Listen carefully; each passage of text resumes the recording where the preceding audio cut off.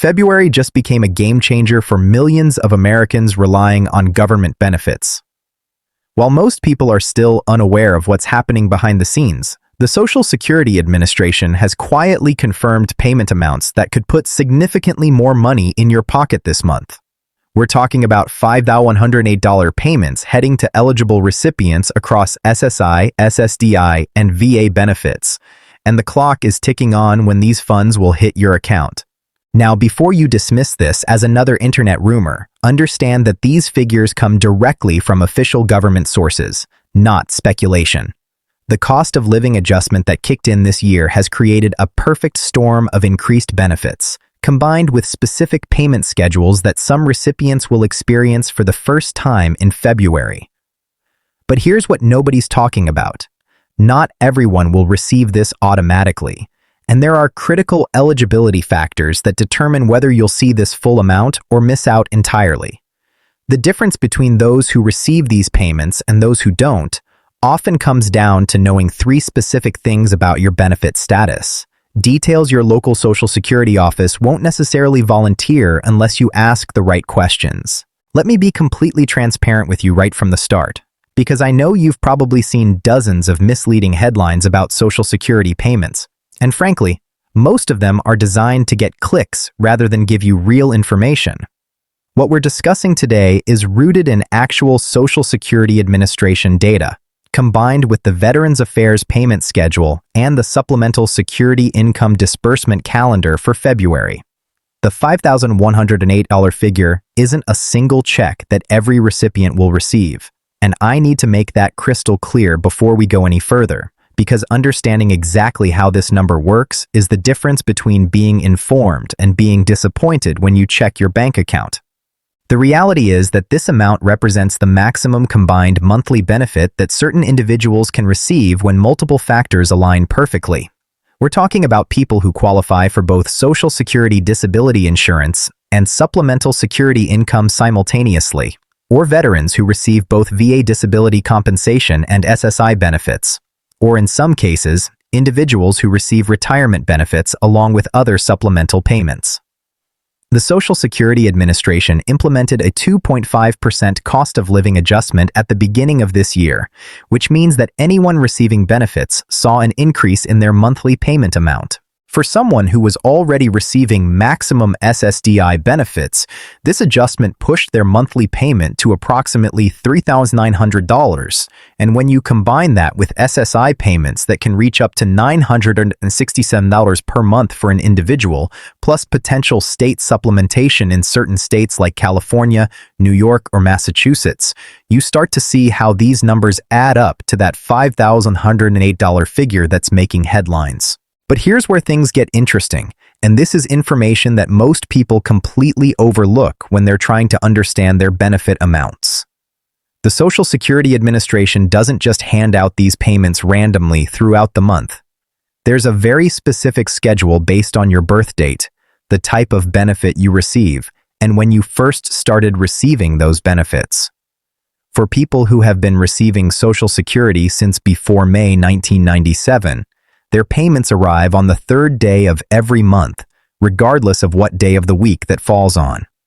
For everyone else receiving retirement or disability benefits, the payment schedule is split into 4 groups based on birth dates.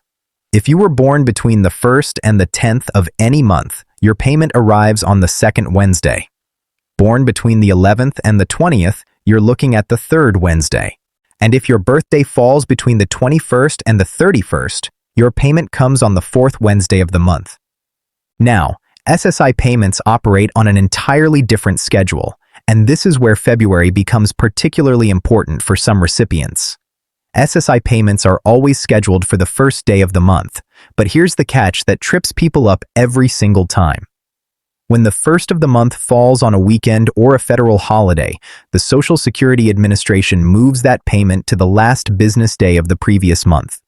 This means that SSI recipients actually received their February payment at the end of January, which can create confusion for people who are trying to track their monthly income and budget accordingly. For veterans receiving VA disability compensation, those payments typically process on the first business day of the month, which in February means the payment arrived on February 1st itself since it fell on a Saturday, and the preceding Friday was a business day. The reason I'm walking you through all of this seemingly tedious scheduling information is because understanding when your money arrives is just as important as understanding how much you're supposed to receive. I've spoken with countless people over the years who thought they were missing payments or that something had gone wrong with their benefits, when in reality, they simply didn't understand the payment calendar. The Social Security Administration has strict rules about payment timing, and these rules exist for specific reasons related to federal banking regulations and the way government disbursements are processed through the Treasury Department. When you're living on a fixed income and counting on these payments to cover rent, medication, groceries, and other essential expenses, knowing exactly when that money will hit your account isn't just helpful information, it's absolutely critical for financial survival. Let's talk about the actual eligibility requirements for receiving these maximum payment amounts, because this is where a lot of the confusion and misinformation tends to creep into the conversation. To receive the maximum Ssdi payment, you need to have worked for a significant portion of your adult life and paid into Social Security through payroll taxes on relatively high earnings.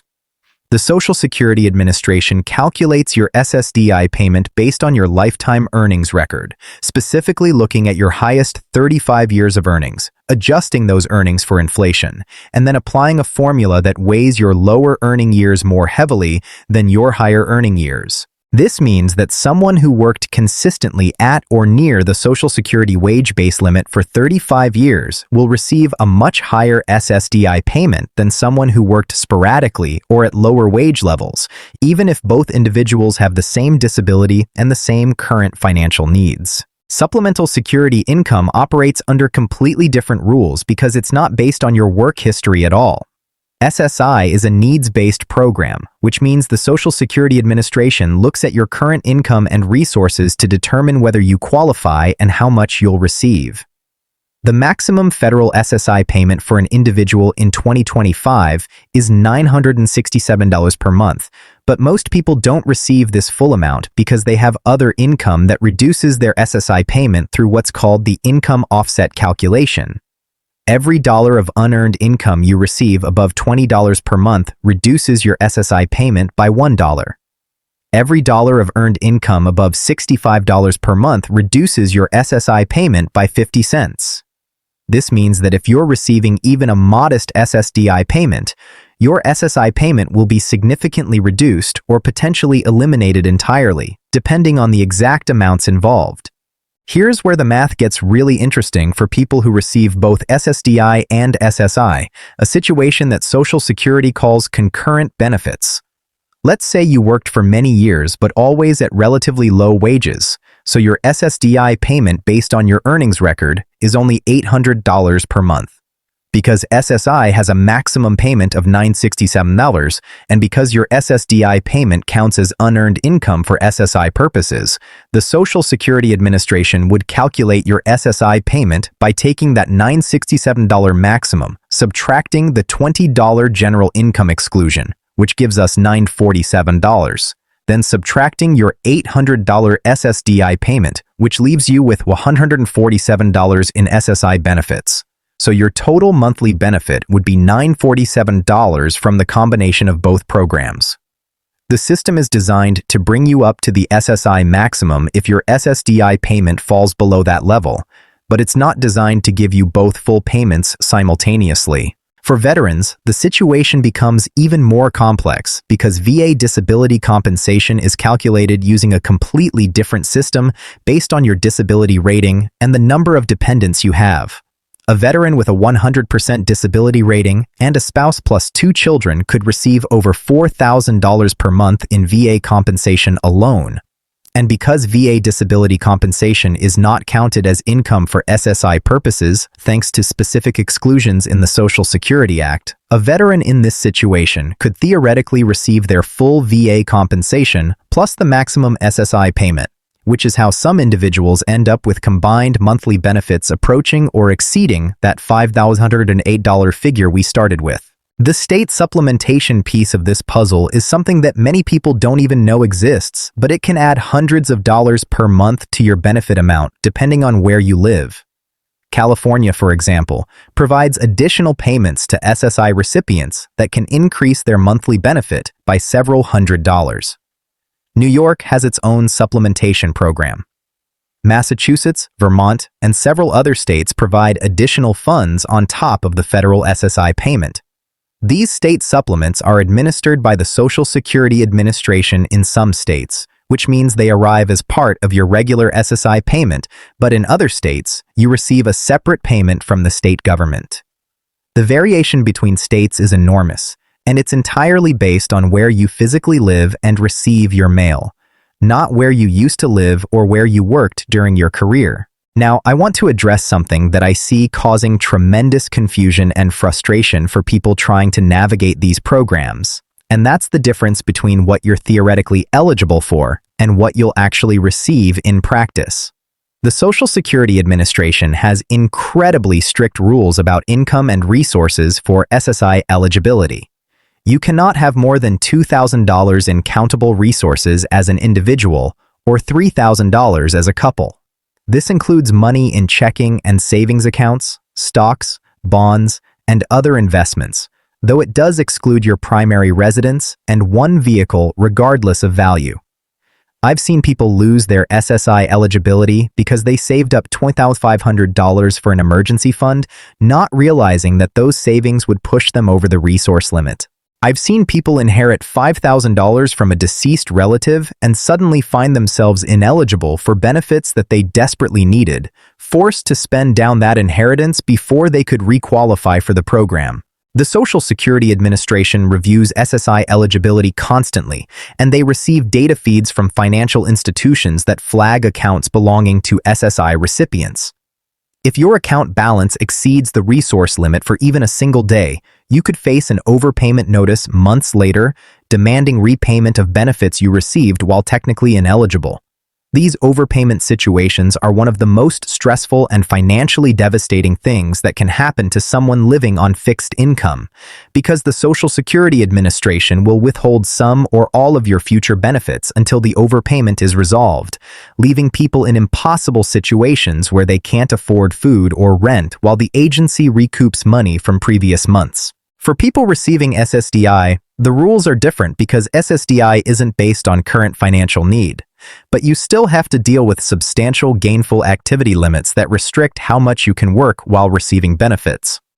In 2025, the SGA limit for non-blind individuals is $1,620 per month, which means if you earn more than that amount from working, the Social Security Administration considers you to be engaging in substantial gainful activity and will terminate your Ssdi benefits. There's a trial work period that gives you some flexibility to test your ability to work without immediately losing benefits. But once you've used up those trial work months, the rules become very strict about earnings levels. I want you to understand that these programs were designed with good intentions, trying to provide a safety net for people who genuinely cannot work due to disability or who worked their entire lives and paid into the system. But the implementation is incredibly complex, and the rules are full of exceptions, special circumstances, and situations that require expert interpretation.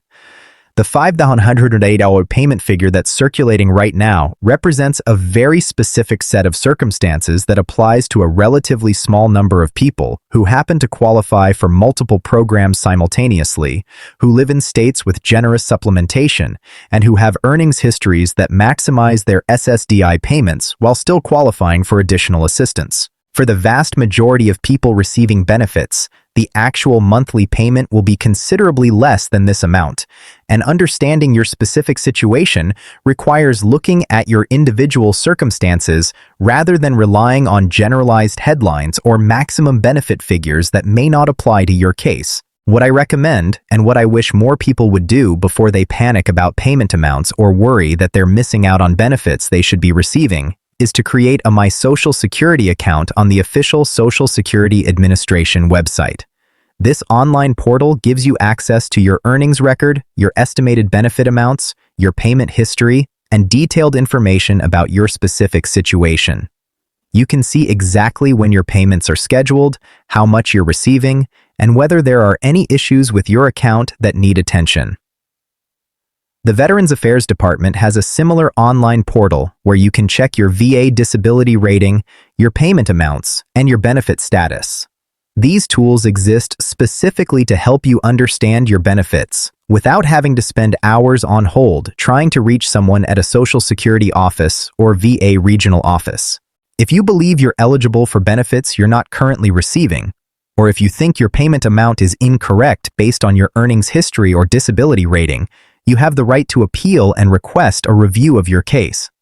The Social Security Administration has a formal appeals process that starts with reconsideration, then moves to a hearing before an administrative law judge if necessary, and potentially even to federal court if you exhaust all administrative remedies. The process can take months or even years depending on how backlogged the system is in your area, but it's absolutely worth pursuing if you have a legitimate claim to higher benefits, or if you've been wrongfully denied coverage you're entitled to receive. I've seen cases where people successfully appealed and received tens of thousands of dollars in retroactive benefits because the initial determination was wrong.